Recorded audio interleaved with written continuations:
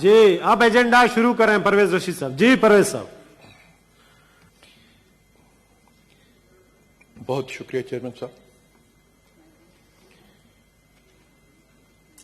مجھ سے اپوزیشن کی طرف سے یہ شکایت ہمیشہ رہتی ہے کہ ہم کبھی کوئی اچھی بات نہیں کرتے، غلطیوں کی نشاندہی زیادہ کرتے ہیں، لوگوں کے لیے اچھی خبروں کی بجائے بری خبریں جو ہیں ان کو جنم دیتے ہیں. تو میں چاہتا ہوں کہ آج اچھی بات سے اپنی تقریر کا آغاز کروں. جناب والا، آپ کو یاد ہوگا کہ جمعے والے دن میری بہن محترمہ سینیٹر شہری رحمان صاحبہ جب خطاب فرما رہی تھیں تو ایک وزیر صاحب ان کے سامنے سے جھومتے جھامتے گزر کے چلے گئے تھے. اس سے کچھ دن پہلے بھی میری بہن خطاب فرما رہی تھیں تو علی زیدی صاحب نام کے ایک وزیر ہیں، وہ بھی اسی طرح اس دروازے سے داخل ہوئے اور جھومتے جھامتے ان کے سامنے سے گزر کے چلے گئے. آج یہ تقریر فرما رہی تھیں تو میرا دل جو تھا اس میں یہی خوف موجود تھا کہ کون سا وزیر آج جھومتا جھامتا ان کے سامنے سے گزرے گا. آج کی اچھی خبر یہ ہے کہ کوئی وزیر، آج کی اچھی خبر محسن بھائی یہ ہے، ان کے سامنے سے نہیں گزرا، اپنی خیر منائے، ایسا نہ ہو جائے آ جائے کوئی. جی پرویز صاحب. میں تو سر برداشت کرنے والا ہوں، جو ناانصافیاں ابھی تک ہوئی ہیں وہ برداشت کی، اس کو بھی برداشت کر لوں گا. لیکن یہ اچھی خبر ہے، باوجود اس کے کہ میری شکایت آپ نے سنی لیکن آپ نے اس پہ کوئی تنبیہ جاری نہیں کی جیسے آپ ہمیں جاری کرتے ہیں. تنبیہ جاری ہو گئی تھی اسی دن. اس کے باوجود اگر آج کوئی نہیں گزرا اس طریقے سے تو میں اس پہ ان کو خراج تحسین پیش کرتا ہوں اور مبارکباد بھی دیتا ہوں. آج کا موضوع جو ہے جی گلگت بلتستان کے الیکشن ہیں، اور چونکہ آپ سے مطالبہ نیچے سے آیا، بلکہ ڈکٹیشن آئی نیچے سے کہ ایجنڈے پہ گفتگو ہونی چاہیے، تو میں اس کا، میرے لیے ڈکٹیشن ہے جناب، آپ کا حکم ہے، تو اس حکم کی تعمیل میں چاہوں گا کہ میں ان دو موضوعات پہ ہی گفتگو کو کروں. گلگت بلتستان کے انتخابات ایک عجیب و غریب انتخابات تھے جی. عجیب و غریب انتخابات اس طریقے سے تھے کہ پاکستان پیپلز پارٹی کو اور پاکستان مسلم لیگ نون کو تو یقیناً کبھی منتخب ہونے دینا ہی نہ تھا، کیونکہ یہ کہہ دیا گیا ہے، کتابوں میں لکھ دیا گیا ہے کہ انہیں منتخب نہیں ہونے دینا، اور اس کے لیے جو بھی حربہ استعمال کرنا پڑے وہ کر لیا جانا چاہیے. خواہ پاکستان کے اربوں روپے جو ہیں وہ جعلی اور فراڈ کمپنیوں کو دینے پڑیں بدنام کرنے کے لیے ان جماعتوں کو، ان جماعتوں کے رہنماؤں کو، وہ بھی خرچ کر دینے ہیں، لیکن انتخاب میں ان کو منتخب نہیں ہونے دینا. اب تیسری جماعت وہاں رہ جاتی تھی تحریک انصاف. پاکستان کے عوام کی کیا چوائس ہو سکتی ہے سیاسی جماعتوں میں سے کہ وہ تین بڑی سیاسی جماعتیں جو ہیں، جمعیت علماء اسلام بھی ہے، جماعت اسلامی بھی ہے، 4-5 بڑی جماعتیں ہیں، عوامی نیشنل پارٹی بھی ہے، 6ٹھی جماعت بھی ہے، ان 6 جماعتوں میں سے کسی ایک جماعت کو اپنا ووٹ دیں. اور پاکستان بھر میں لوگ یہی کرتے ہیں. پورے پاکستان کے انتخابات کا پیٹرن ہمیشہ یہ رہا ہے کہ سیاسی جماعتیں جب انتخاب میں حصہ لیتی ہیں تو بڑی تعداد میں ان کے امیدوار منتخب ہوتے ہیں، خواہ ان کا تعلق کسی بھی سیاسی جماعت سے ہو. آزاد امیدوار جو ہیں وہ آٹے میں نمک کے برابر بھی نہیں ہوتے، نہ ہونے کے برابر ہوتے ہیں، بلکہ کم و بیش یہی کہا جا سکتا ہے کہ اتنے بھی نہیں ہوتے کہ ان کا کبھی ذکر کیا جا سکے. لیکن جناب والا گلگت بلتستان کے نتائج جو تھے وہ پاکستان کے ان نتائج کو نفی کرتے ہیں. خود گلگت بلتستان اپنے جو ماضی کے انتخابات تھے اس میں جو ان کی روش رہی اس کی بھی وہ نفی کرتے ہیں، کیونکہ اس سے پہلے وہ سیاسی جماعتوں کو ہی منتخب کرتے تھے. اس دفعہ انہوں نے آزاد امیدواروں کو منتخب کیا. چلیں پاکستان پیپلز پارٹی کو انہوں نے منتخب نہیں کیا، پسند نہیں کرتے ہوں گے، نہیں کیا، یہ ان کی آزادی ہے۔ پاکستان مسلم لیگ نون کو منتخب نہیں کیا، وہ پاکستان مسلم لیگ نون سے خوش نہیں تھے، نہیں کیا، یہ ان کی آزادی ہے، وہ نامنتخب کریں کسی کو۔ تحریک انصاف کو بھی انہوں نے منتخب نہیں کیا۔ کیوں نہیں کیا؟ کیونکہ جو پاکستان میں 2.5 سال کی ان کی کارکردگی تھی، اس کے بعد یقیناً کسی کو انہیں ووٹ نہیں دینا چاہیے۔ گلگت بلتستان کے لوگوں نے بھی ان کو ووٹ نہیں دیا، اپنے آزاد امیدوار انہوں نے جتا لیے۔ لیکن جناب والا وہ آزاد امیدوار جیتنے کے بعد کرتے کیا ہیں کہ جس جماعت کو وہ صوبے کے عوام ووٹ نہیں کرنا چاہتے، جس جماعت کو وہ ہرا کے آزاد امیدوار انتخاب جیتتا ہے، وہ اسی جماعت میں شامل ہو جاتا ہے اور گلگت بلتستان میں ان کی حکومت بن جاتی ہے یا بنوا دی جاتی ہے۔ پھر جناب والا جب یہ کہا جاتا ہے کہ یہ حکومتیں سلیکٹڈ حکومتیں ہیں، تو کسی کو اس کا برا نہیں ماننا چاہیے، کیونکہ اگر عوام کے ووٹ سے یہ منتخب ہو کے آتے تو کوئی ان کو سلیکٹڈ نہیں کہتا۔ لیکن جب آزاد امیدواروں کو جتا کے اور پھر ان کی جھولی میں ڈال دیا جاتا ہے، تو وہ انتخاب جو ہیں اور اس انتخاب کے نتائج جو ہیں وہ مشکوک ہو جاتے ہیں جناب والا۔ لیکن ہمیں تو عادت ہے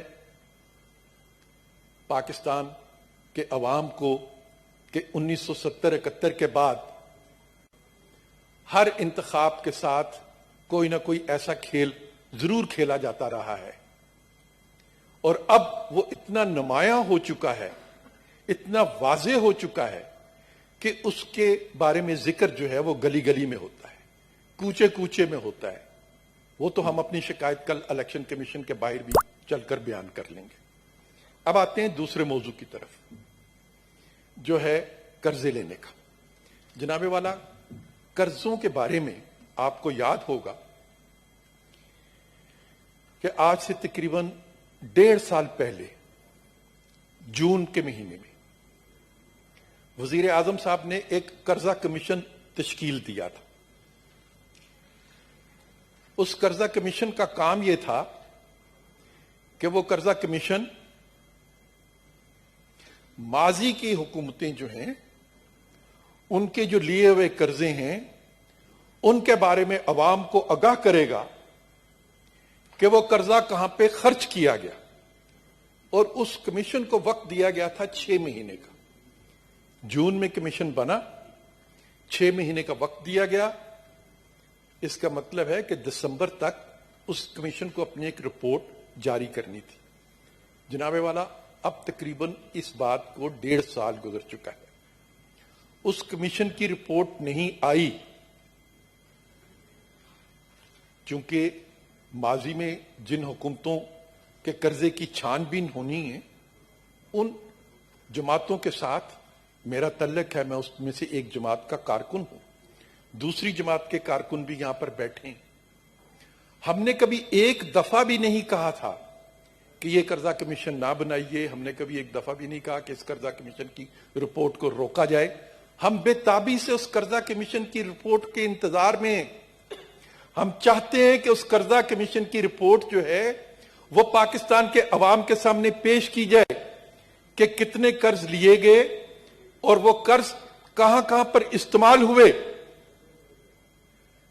تاکہ جو جھوٹ کے الزامات لگائے جاتے ہیں، جو پاکستان کے عوام کو گمراہ کیا جاتا ہے یہ بتا کے کہ تمہارے نام پر لیے ہوئے قرضے سیاستدانوں کی جیبوں میں چلے جاتے ہیں، اس جھوٹ کو بے نقاب کیا جا سکے۔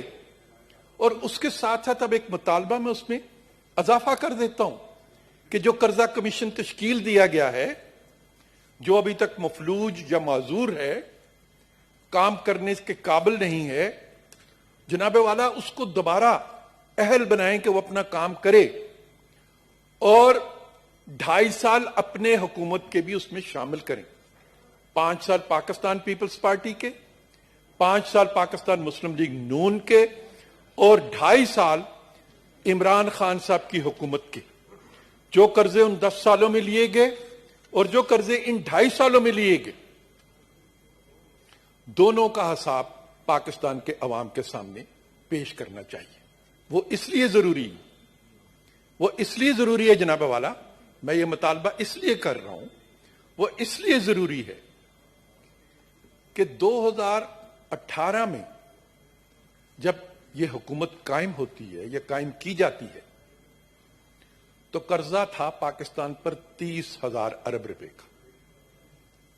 आज है पाकिस्तान पे कर्जा 45,000 अरब रुपए का। खान साहब की ये तकरीरें रिकॉर्ड पर मौजूद हैं कि वो कहते हैं कि 72 सालों में 6,000 अरब कर्जा लिया गया था और 72 सालों में 6,000 अरब कर्जा लिया गया। ये इमरान खान साहब की तकरीर। और 10 सालों में 24,000 अरब कर्जा लिया गया, ये वो फरमाते थे। 24 और 6 30 बन गए। अब जनाब कर्जा हो गया 45, यानी 15,000 अरब रुपया कर्जा जो है वो मौजूदा हुकूमत ने लिया है। और ये मेरे अदादो शुमार नहीं है जनाबे वाला, ये सारे अदादो शुमार स्टेट बैंक ऑफ पाकिस्तान के हैं। ये सारे अदादो शुमार मेरे जो दो मोहतरम दोस्त यहां पे बैठे हैं उनसे तल्लक रखने वाली वजारतों के हैं।